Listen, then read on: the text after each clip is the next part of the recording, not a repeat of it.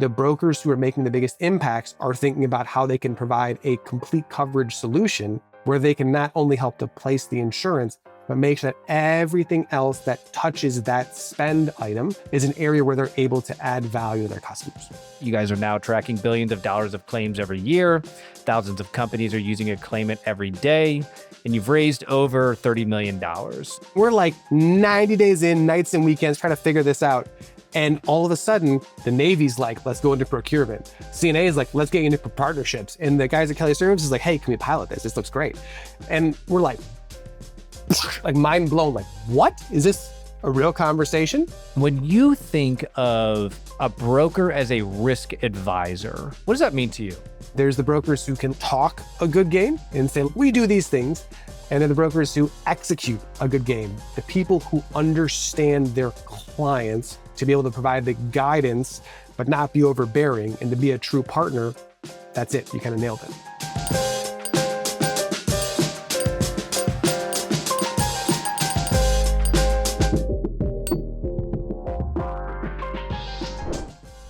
David, we made it happen, which I'm excited about. To kick this off, where did the idea for Aclaimant come from?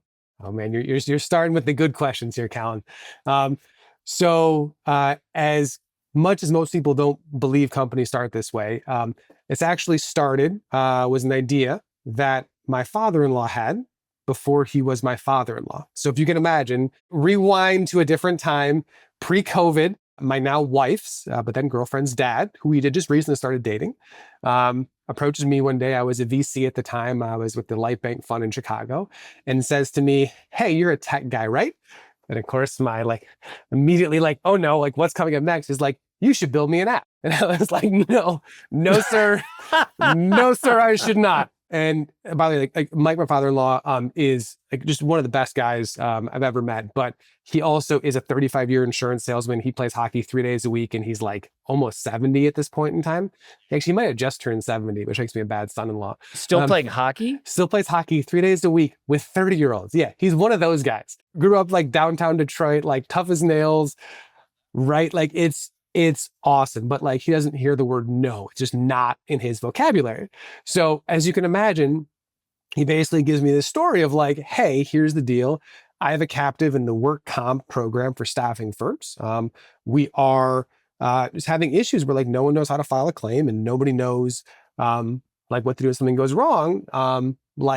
We should build an app. And I was still no, sir. So it's were you kind of thinking this is a good idea. Actually, this is a good idea. I'm not going to do it, but I'm starting to like what you're talking about. So at the time, I was in VC. The world of insurance was still completely a black box to me. I had no idea. So at the time, I didn't even really understand. And so in his impulsive fashion, which again, without him, this never would have started.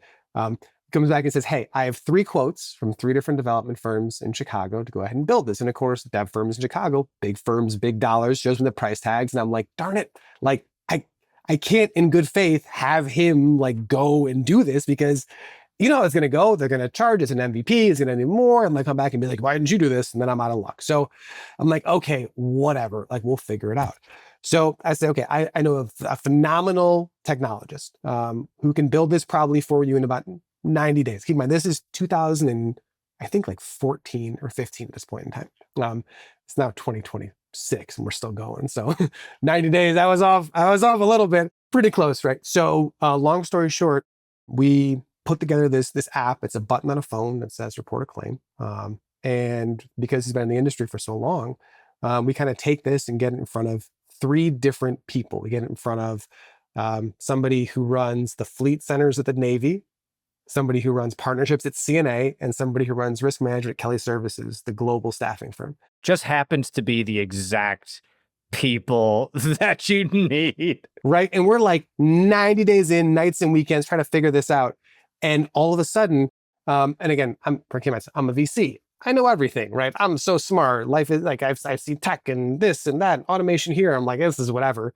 We show that to these people who are very talented people, very respected in their space, and we go 3 for 3. The Navy's let's go into procurement. CNA is let's get into partnerships. And the guys at Kelly Services is hey, can we pilot this? This looks great. And we're like mind blown, like, what? Is this a real conversation? So two of those three ended up becoming things over time, but that was like where it came from. And then just like every 3 or 6 months, we kind of kept getting pulled back on this path deeper and deeper. All of a sudden, we start to raise money a year later because we're seeing so much traction. Someone offers to buy the company in 2015, and that falls through, but it pulls us further. We get a seed round raised in 2017, and we look back and you're like, I don't even know. And you couldn't draw the line of like, come with an idea, put an MVP. These three people who we have no business talking to say yes. Next thing you know, someone tries to buy the company. Then we raise money over here, and now we have a real business. And so we kind of fell over backwards and sideways, but it really all came back to just one conversation from somebody who knew the space inside and out, who was like banging on the doors, being like, what? And the rest of us being like, yeah, right? And the rest was history. You know, it's funny. We talked about this on your show a little bit, but I hear you saying, look, I was in VC. I knew how all these things worked. Like I knew how this was going to go. And I always find it so funny. It's like, because I felt similar. I was like, I had done a million startups before doing my own. And everything that I thought I knew just went right out the window. Did you find that to be the case for yourself? Short answer, yes. Long answer was, so I had a pit stop when I worked with an awesome group who did tastytradeanddough.com in Chicago. And it was their second go around. They sold their first company for, I think, almost $1 billion. And so they were like seasoned operators. And so I got in the room with them, and there's a buzz about it. And there's like a level of like executional excellence that you're just like not used to when you're a VC, because when you're a VC, you're trying to like pattern match and like get things through committee, and then trying to assist people who are doing the work. When you're doing this, you're kind of there. And then when I made the jump over to do the startup, all of a sudden I found that there was this really weird like thing where it's, you like replay these conversations where people say like, hey, A, B, and C are happening and I'm doing D, E, and F. And you're like, oh yeah, but I get what that means. And then you're in the seat and you're like, oh my God, I 100% thought this was like a problem this big, but it's actually a problem this big. And now I'm just like trying to figure out how to make it all the way through. So it was, you knew the lines that the picture was going to be drawn in, but when you get in, it's just like, whoa, that is not what I expected at all. It's like whenever you look back, it did actually work out similar to this, but then when you're in it, it just does not feel that way. But you mentioned that this was years later. You guys are now tracking billions of dollars of claims every year. Thousands of companies are using Aclaimant every day, and you've raised over $30 million. So things are working, to say the least.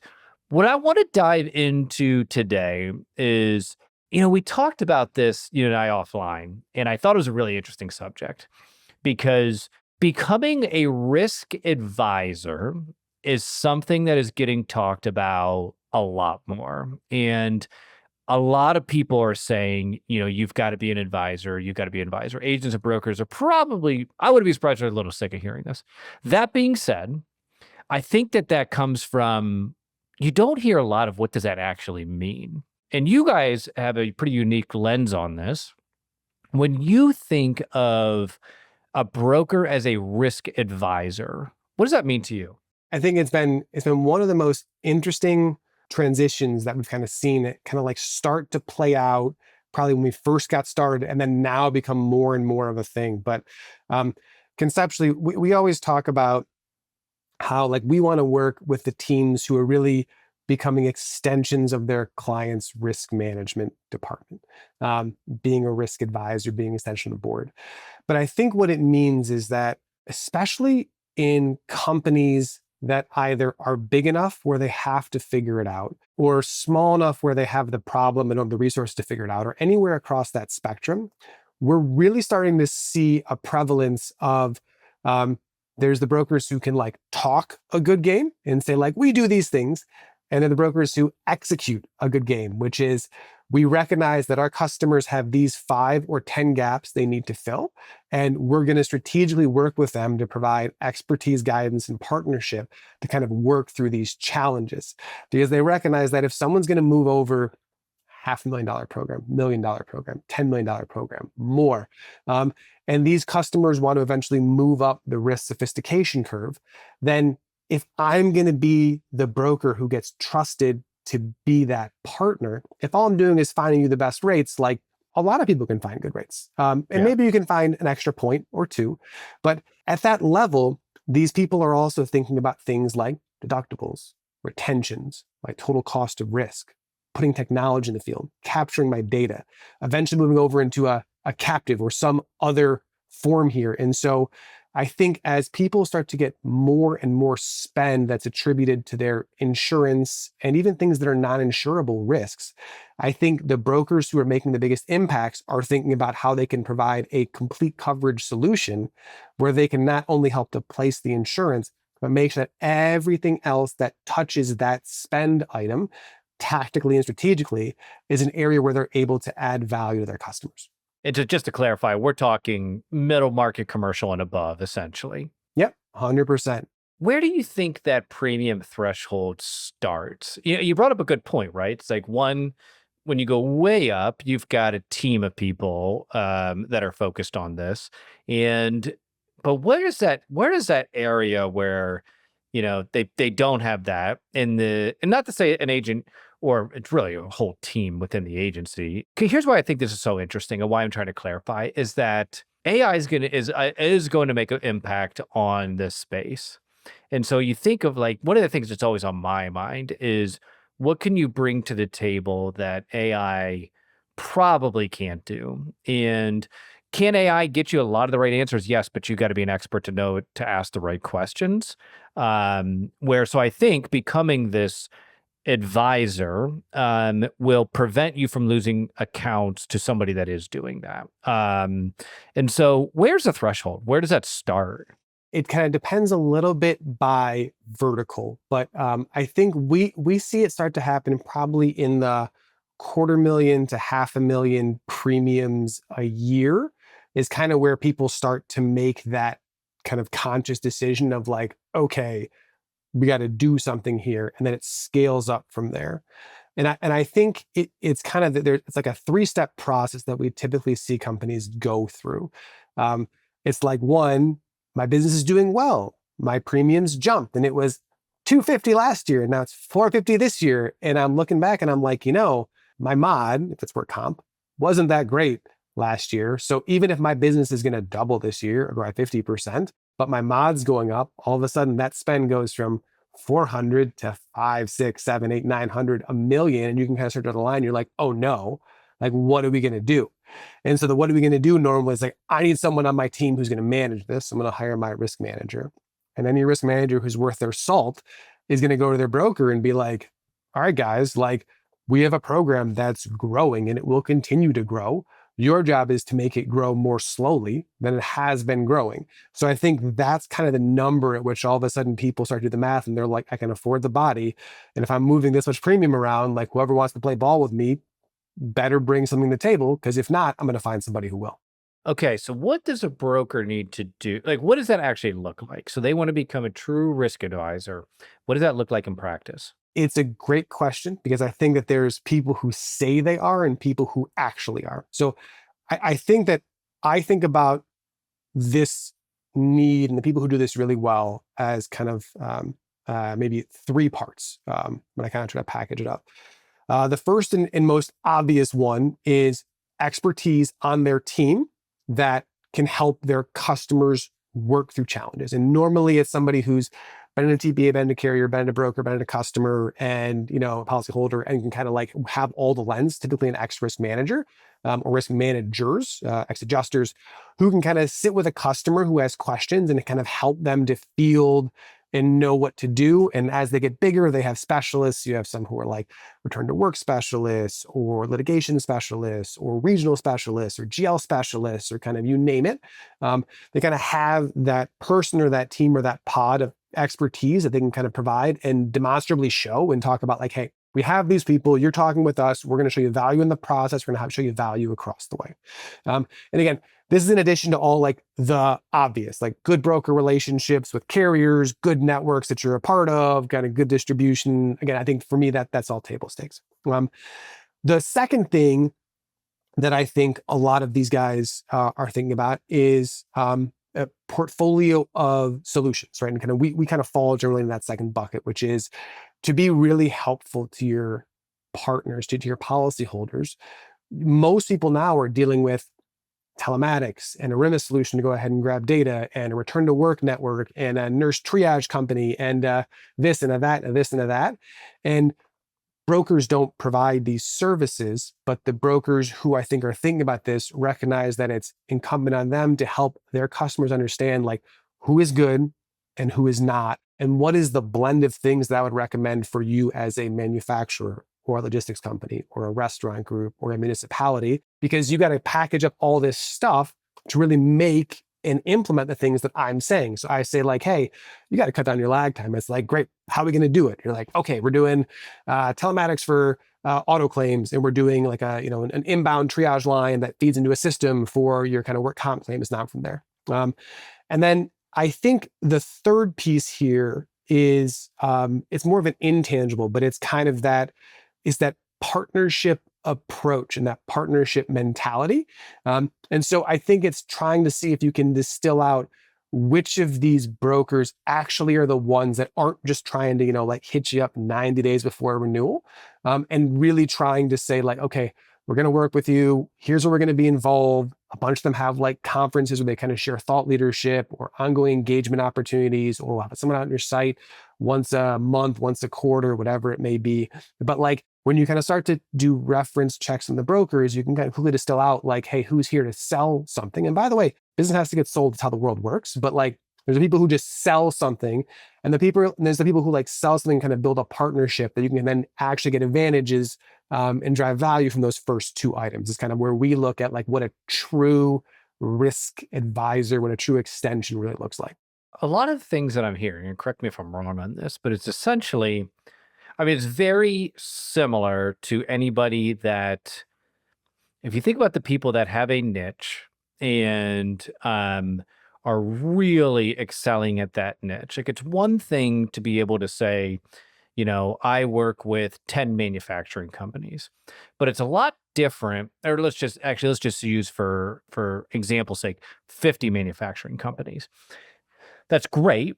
But for the ones that are truly dominating that niche, and I think this is what you're saying, but correct me if I'm wrong, they are at the manufacturing conferences. And so they know all of the vendors that are specialized, and then that they could recommend for areas that have to do with risk, and the areas that have to do without it. Now, some of that's on the relationship building, but I'm hearing a lot of the same things. They know this type of business inside and out.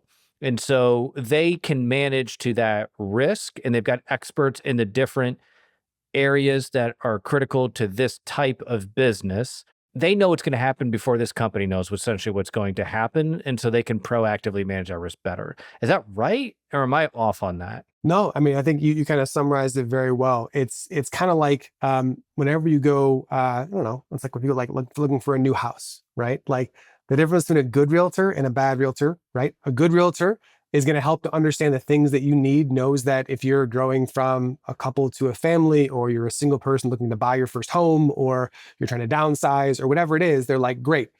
Most people who are like you want to move in these couple things, depending upon your preferences about if you like to go out, if you like restaurants, if you like shopping, if you like green grass. Like, here's what I'd also recommend. Let me understand the other things and I can kind of help you to figure out where the watch outs and the must-haves. It's very similar in this space as well, where like the people who understand their clients, who have seen the story enough to be able to provide the guidance, but not be overbearing, and to be a true partner, that's it. You kind of nailed it. Do you have to have a niche focus on that to be successful? If you're of a certain size, like Aon can do this because Aon that's why they're largely organized. They'll have departments for healthcare and manufacturing, and then in the weed, like within those factions, they'll have niches within niches. But like if you're a smaller agency that happens to have sold a couple, let's use ambulances. Ambulance is an interesting one because they're everywhere. They're actually not gigantic businesses, but they command pretty significant premiums. would you recommend that they focus on a niche first and then expand, or does that not matter? If you could focus on one size of business, you can probably pull this off. Yeah. So, with the caveat being that I don't run an agency, and so it's all hearsay what I'm about to share. And by the way, we actually some of our first customers were ambulatory companies, and yeah, interesting works. But you're right, small, kind of relatively small, high volume, kind of crazy stuff happens too in those orgs. Um, so I think what we've seen is the following: they generally need to have some kind of specialization or density, which allows them to be competitive. And so the like two things that I see with an optional third is either you have some kind of geographic density. Um, you're the best for companies in New York City, or companies in a certain premium in New York City, or you're the best at a vertical, housing or manufacturing, logistics, kind of you call it. But we kind of find that in order to really be successful, at least, and this is just anecdotally, that most of these firms we're working with have some kind of thing that they can kind of find a way to wedge in and win. Now, as you get to companies that are in these bigger middle market spaces, versus trying to do 1,000 Main Street businesses, you're trying to do 50 or 70 kind of a more of these beefier customers. So you can get a little bit more distribution. But if you go to the markets, like you probably have to have the market relationships to fill work comp and staffing, or to fill auto and logistics, or to fill, GL and construction, whatever it may be. And we kind of find that like as these companies grow and as they're winning, if they're very focused, they can kind of take their wins, double down to what's working and find more like it. So it might be anecdotally that the companies that are winning are finding where they win and doubling down to build density, or it might be that they've won because they have specialization in a certain space. But mostly, I don't see too many that are just like generic for everything, especially kind of small size, because you have so many specialists that are so much bigger, they're able to kind of blanket out across kind of like the US and the world. I tend to agree, and that's largely what I see as well, with this within this space. Now, it is interesting, right? Because it's like one of the things I asked quite a bit is, if they're starting out, what would you niche in? And there's a lot of interesting areas. Like I tend to like those areas, and what I had always looked at was something like cyber. For example, a few years ago, the cyber insurance market was hardening, and I had a tech background, so that was an area I was super interested in in the middle market space. Big premiums, and it's an area a lot of people don't want to touch. I think those areas are really interesting, but at the end of the day, it's probably similar. I think you said something similar to this. You just might have a friend that you grew up with or went to college with that happens to be the CEO, of some random company, and you get in. Well, you got in. And so now do whatever you need to do to support that account and then go try to find the next one of those. Easier said than done, but those niches I find tend to be organic. Have you seen that? What have you seen out in the market? Yeah, no, very similar. Even for a claimant, right? I think for us, when you start off, like and it's a startup journey. It doesn't matter if you're at a carrier broker, TPA, whatever. A lot of it is like, where do you get your first W? And it's either a relationship or it's expertise based, and then you end up with 2 or 3 customers, and you have to go out and market, and you're like, well, what do you know? We are crushing right now. We win 100% of construction firms under 100 million of revenue in Lower Manhattan. So amazing because we are specialists in this space, and then it self fulfills. So I think that's it, right? I think it's really about, it's a very competitive space. A lot of people are putting a lot of money into brokerages right now. A lot of people are trying to sell, brokerage services and kind of always trying to win accounts. So I think the question always comes down to, where do you have an advantage, and an information advantage, an asymmetric relationship advantage, just kind of a propensity to win, and go and do it. Like don't make things harder on yourself than they have to be. I think the rule of thumb is always like, play it straight, but like figure out where you can do something that others cannot and go do that thing. Is going to sound like an obvious statement, but that asymmetric relationship advantage. So that when whether it's a friendship or your experience, whatever that might be, like don't sell those short. I think what I see a lot of people do is they're almost afraid to leverage those relationships. I know I've certainly been like this with like personal friends where I'm like, oh, I don't want to feel like I'm leveraging that relationship. When you're starting a business and you're really trying to grow, it's like you got to use everything that's on the table. I'd be curious if you feel the same way. Yeah, 100,000%. And I mean, I went through the same thing. When we first started Aclaimant, I had this, and again, I like look back at my, my 20, myself in my late 20s, early 30s, I want to just like smack me and be like, what are you doing? But, I think a lot of people who take the entrepreneurship jump, have this mentality that like, I'm going to do it on my own. I don't want any help. Like I'm going to make it and it's going to be awesome because I did it. And then you get going for a while, and I went through this, and you're like, everybody like is supported by their friends and their Oh my family and their God. networks and Yes. their acquaintances. And that's how we all make it. Like everybody needs a break somewhere. Then you go and do it and you realize that like you're an idiot.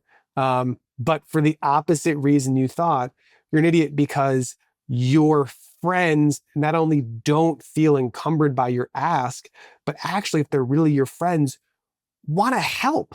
And they're excited to help. And they're like, oh my God, my girlfriend's younger brother works at Lockton. Like you should meet him. Amazing. Like you'll never guess what. My neighbor runs risk management for an energy company. What? Like you guys should have a conversation. Come over for beers tomorrow night. You're like, okay, so cool. And then you get going for a while and you kind of find yourself then going like for us, like I can't think of how many, like you take flyer phone calls, make introductions that like don't benefit you at all, but it's just like somebody helped you. So you help somebody else. That's how the whole thing works.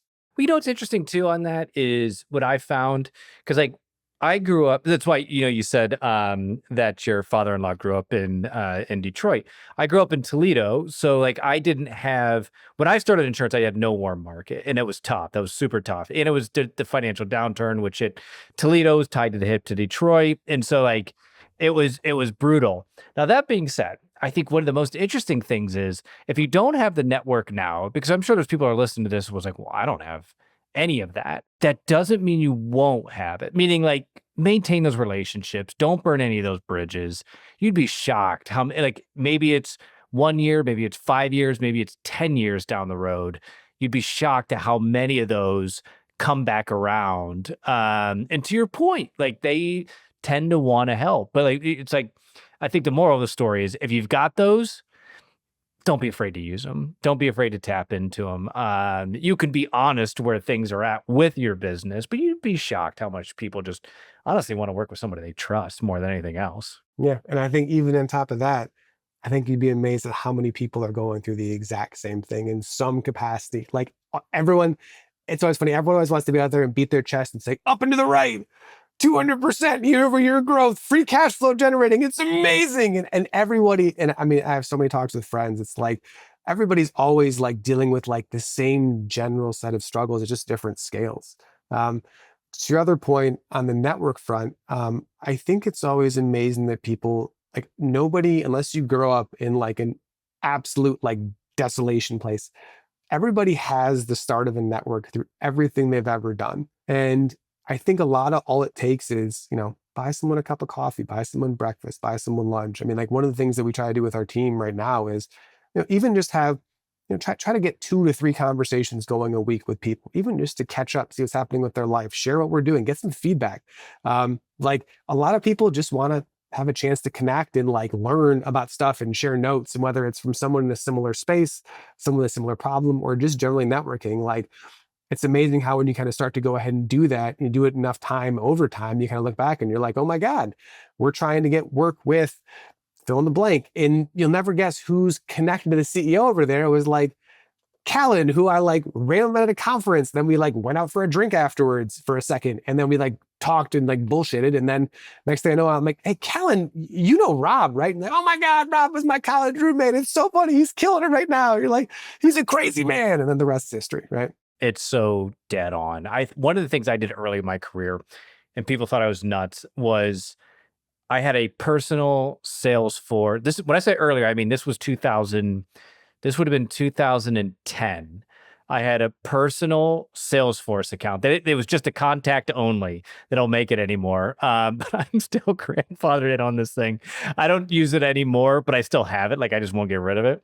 And every contact I would meet, and then for my networking, I would create tasks and I would create rhythms. Like I'm going to have a coffee with this person every quarter or whatever that might be. And I know some people are like, well, that's not personal. I'm like, well, you'd be shocked at how much you let, like to your point, so many of those, it's so easy to have those relationships slip through the crack. And you're always reaching out. I mean, I think the best ones are like when you're reaching out to, you've got something that you're offering them. And there's, which, tying this full circle, it's kind of like where I think about the niche, it's easy for them to choose you because you're always adding value. When you have that, you can make introduction to something that's in a different part of their business, or that if it's talking about risk management, maybe you've got a great attorney that works through this or whatever that might be that understands their space. I just find that ends up being a flywheel. And I'm curious if you've seen the same. Yeah, absolutely. And it reminds me, I was in a LinkedIn doom scroll black hole one day. I know you know what I'm talking about. Oh, 100%. Yeah. And I get served it's like 3 niches of content. Like LinkedIn, just like you can tell like this is who I am to them. But one of them was like spot on. It was like a sales kind of a sales one, and I'm going to mess up the pitch on it, but like the crux of it was basically like, if you're trying to make someone do something they don't want to do, it's not going to work. You won't be able to, and when people think about selling first, like I'm going to throw something at you to make sure that you like get hit by it. And if you get hit enough, you'll say yes. Right. And then the reality is what happens in the head is like when people are making the choice to do something with you, when you're able to like take their perspective and understand the things that make them better and the things that you're delivering make them better, all of a sudden it's not a sale, it's a partnership. And this kind of ties back full circle to where we started this conversation of like, when you're thinking about your network as your list of partners, right? Getting coffee doesn't feel combative because like, it's not like I want something from you. It's like, dude, let's catch up. Let's see what's going on. Like, how can I help you? What are you working on? And you're thinking, like, how can I help you? And you're like, hey, here's some things that we're thinking about. Maybe it's nothing, maybe it's something. But when I start to think about my world through your eyes, I think you completely break down all those walls and candidly probably break down some of those fears people have as well of being annoying, because all of a sudden it's a value-added partnership, soup to nuts, that kind of helps make everything smooth and seamless. I wholeheartedly agree with that. I think that's a great point. So David, okay, I've got some kind of off-topic things that I'm curious about. So, looking back, right, Aclaimant, I mean, just for like, you guys have had a lot of success. I named a number of those numbers, but just the fact that you've been in business this long, in general, is a huge success, especially for a venture-backed company. So, one of the things I'm curious about is you had hired Kathy Burns to be CEO, and for any founder, that's really difficult to do. What was that transition like? What led up to that decision? How did you make that transition? What did that look like? So, I mean, Kathy's awesome. So I met Kathy when we were first getting started off. We had no idea what we were doing. Matt from Oak Capital was a contact at one of the first ITCs. And he heard about what we were doing through a friend. He's like, you got to meet Kathy. So I met Kathy, and she was, I think, still at Ventive at the time, which was a kind of early competitor of ours. So they were not early, we were early. And I met her. I'm like, oh my God, like you have lived the company that I'm living to like 10 times the scale. We should stay in touch. And at the time, she was like, yeah, sure. Like, I'm looking for a job, but it was very nice. And we kind of stayed in touch over the years. Fast forward, raised our Series B. And we're looking for an independent board member. And I'm like, I have the person if she's available. Like I would love for her to be part of this. And so it was Kathy.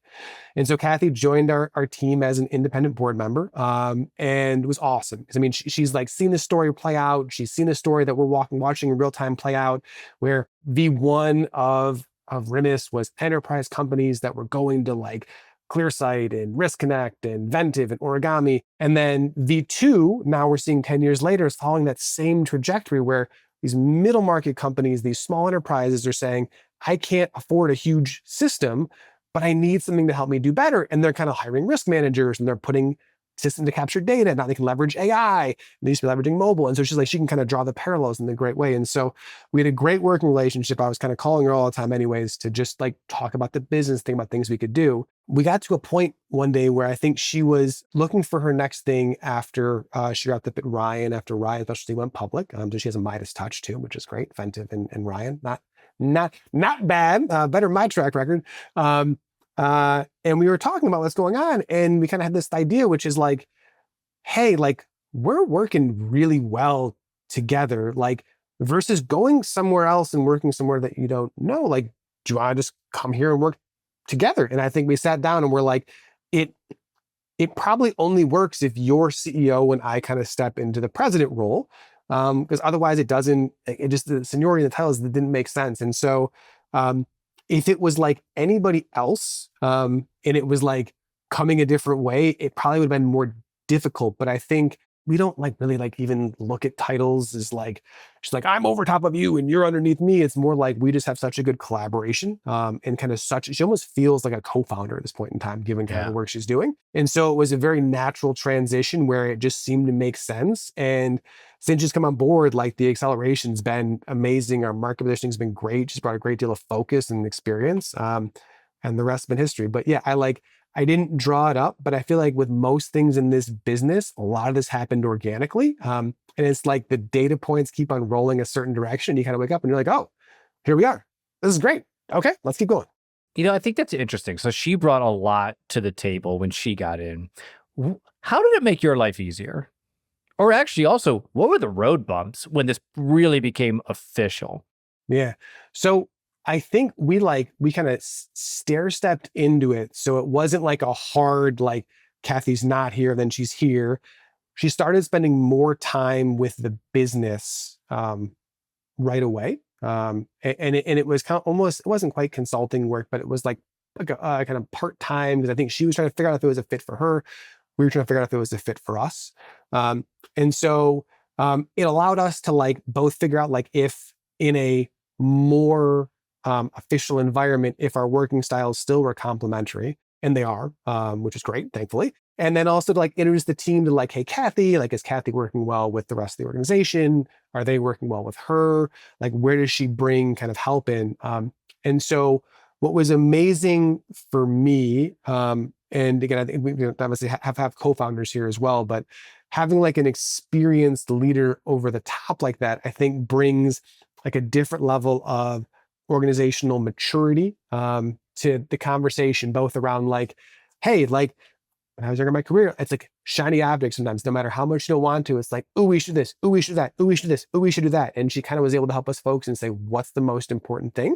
I've gotten much better at that, by the way, over time. Well, but like that probably will never leave. I mean, that is kind of like the for me, I think the thing, if I'm lucky enough to be able to hire a CEO one day, I am excited about that because now I can go start working on the things that I get excited about while somebody is, I think what you just said, brings in an organizational maturity. They know this type of business. They've been in this type of business. They've scaled this type of business. They know where to take this, which I don't think is the best fit in the earliest stages. But once you get to a certain point, that allows the founder, it frees up the founder to then, okay, let's work on what's coming next. What's our horizon, McKinsey horizon 3 to 5 years down the road, 3, 5, 10 years down the road that I want to start to bring in. Yeah, no, I think you nailed it in the head too. And it's again, the second part of your question, where have I been able to focus? So for us, partnerships, thinking about kind of like the product vision, especially with kind of like where AI is going and kind of how we can incorporate the best of that and leveraging the best in breed as well. Thinking about distribution strategy and kind of helping to shore up processes. So she was able to kind of take part of the workload here that, by the way, like I can do, and she can do too, but we kind of sat down and we were like, okay, how do you split the baby? And it's like, okay, this is the stuff Kathy's going to take. This is what I'm going to take. We're going to meet over up in the middle on these couple of things. We'll stay super tight. I talk to Kathy probably, I don't know, 4 times a day, 5 times a day, even if I was on the weekends. And you're like, okay, I mean, it really does feel like almost having a co-founder, but a partner, but one where like the single best thing I think that happens is when you get really good talent around you. One day you wake up and you're like, oh, I got to go do this. And you're like, oh, wait, Kathy did that. Oh, this is great. I can like take this part of my list and just chuck it out the window, get in the next thing. And I think we kind of really found that. So it's really about having leverage, trust, and the kind of someone who can inspire confidence in your team. Has been just like a thing I didn't draw up, but has been awesome kind of like boon for us. I love that. I think that's like, I mean, it just shows so much like you guys were setting up and really like to move to that next level. So that's excellent. So David, last question I have here is if you can go back to when at the time you're now father-in-law, but at the time your girlfriend's dad came to you with this idea, what advice would you give yourself, and what would that conversation be? So I'm gonna tell this man to wear earmuffs. But one of the things that that I have found to be true over time is there is so much benefits to wisdom and to people who have been there before. And so my kind of like full like headed cocky like late 20s self wasn't obnoxious, but like I knew everything. I was a VC, right? Like was so quick to be like, oh, this is no. Instead of being like in the course of this business, there's been only a handful of times that that Mike has been wrong. He is I think he's able to see around the corner in ways that like, I don't know, he's like a savant of like two or three things. He can like name sports trivia from like any time since like 1950, like down to like the player, the stat. Right. That's the Detroit thing. 100% it is, right? Because you have to. And he has a crystal ball that he hides in his house somewhere. And he like tells you what's on it sometimes. And when he does, like, you gotta listen. I'm sure he'll love that piece. But I think the biggest thing for me is just like listen more. You might learn something. And maybe be a little more open to the possibility that this was right. I would have saved myself 3 years of like in and out to figure out what was going on. I mean, it would have been 3 years further on the path right now. You know, it's so funny because on the last episode, Chris Paradiso said something similar in that not so much it's like, don't be afraid to bring in an expert. That is like whomever is that expert at that specific function. Now, this is a little bit different. Like I hear what you're saying, like, but it's in a general concept, and that is such a big recurring theme. And I wholeheartedly agree with that. Like, hire experts, hire coaches, get mentors, all those things. It's amazing how much, I mean, don't get me wrong. There is value into learning by doing and making mistakes, but it's not bad if you make less mistakes. This, by the way, if you were to like interview my parents, the one thing they would tell you about me my whole life is it didn't matter what they told me. Like I had to like figure it out for myself. Always, for everything, no matter how right they were. That's just my personality. I think it's probably part of the reason why I'm an entrepreneur, but I think it's something that I've gotten better at over time is like being able to learn from others, being able to like hear the advice and like internalize it without being like, no, like I can sell to Asia. And you're like, oh, I can't sell to, like, there's a time zone difference there. And you're like, no. And again, we didn't try to do that, by the way, but like, it's that same basic concept where you're just like, yeah, you know what I mean? Like, and you're right. The other thing with the experts, though, and this I think is the other weird thing about the insurance space, is you have so many people that are so good and know so many things, but you also have a lot of people who are just really good at selling, and trying to like delineate those two is really tough, especially when you're early on. And so I think finding those who like come vetted that you can know and trust is key, but you're so right of like having the experts you can tap on and lean into, magic. I love it. David, this has been great, man. I can't believe this has already flown by this fast. I appreciate coming on. This was a lot of fun. Awesome, Cal. Thank you so much, buddy. Appreciate it.